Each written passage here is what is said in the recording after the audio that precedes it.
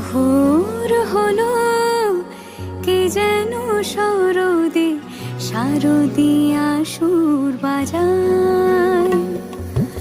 ভোর হলো, কে যেন সরদে শারদিয়া সুর বাজায়।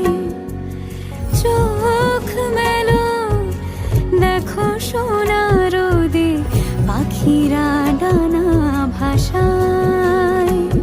ওই নীল নীল দূর আকাশে